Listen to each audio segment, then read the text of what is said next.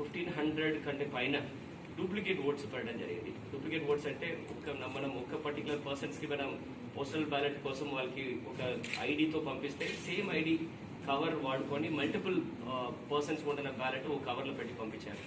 ఇదన్నీ కూడా Hyderabad head post office లో వాళ్ళు స్కాన్ చేసినప్పుడే డూప్లికేట్ అయిన వలన ఆల్మోస్ట్ 1554 పోస్టల్ బ్యాలెట్స్ అక్కడే ఉంచేయడం జరిగింది. దెన్ మనం ఒక లెటర్ రాసేసి అదన్నీ కూడా తెప్పించేసుకొని కౌంటింగ్ రోజున స్కాన్ చేసినప్పుడు అదన్నీ కూడా డూప్లికేట్ ఓట్స్ తెలియనాయి.